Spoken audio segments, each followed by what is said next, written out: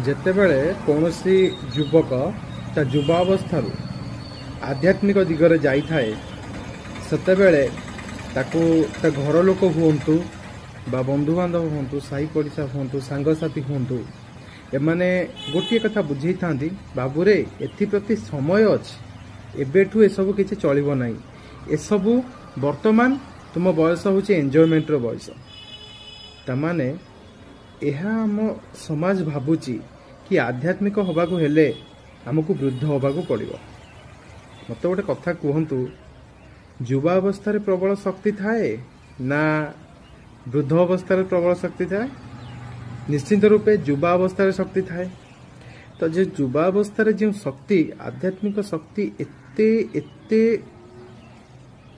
କଠିନ, ପାଇବା ପାଇଁ ବହୁତ ସରଳ କିନ୍ତୁ ପାଇବା ପାଇଁ ବହୁତ କଷ୍ଟ। ତାକୁ ଯଦି ଆମେ ଯୁବା ଅବସ୍ଥାରୁ ପ୍ରୟାସ କରିବା ସେ ନିଶ୍ଚିନ୍ତ ରୂପେ ବୃଦ୍ଧା କାଳକୁ ଆମକୁ ସାକ୍ଷୀ ଅବସ୍ଥା ପର୍ଯ୍ୟନ୍ତ ନେଇଯିବ।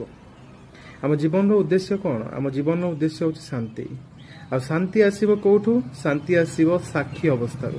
ଆଉ ସାକ୍ଷୀ ଅବସ୍ଥା କେତେବେଳେ ପହଞ୍ଚେ? ଯେତେବେଳେ ଆମ ପାଖରେ ଜ୍ଞାନ ହେଇଯିବ।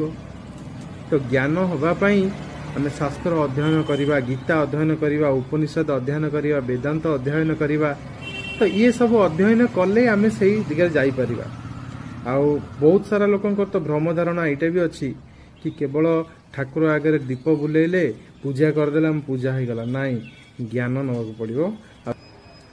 ଏହିଭଳି ଭିଡ଼ିଓକୁ ଦେଖିବା ପାଇଁ, ଜାଣିବା ପାଇଁ, ଆଧ୍ୟାତ୍ମିକତା ବିଷୟରେ ଅଧିକା ଜାଣିବା ପାଇଁ ମୋ ଚ୍ୟାନେଲକୁ ସବସ୍କ୍ରାଇବ୍ କରନ୍ତୁ ଏବଂ ଏହି ଭିଡ଼ିଓକୁ ସମସ୍ତ ଯୁବଶକ୍ତିଙ୍କ ମାନଙ୍କୁ ପଠାନ୍ତୁ।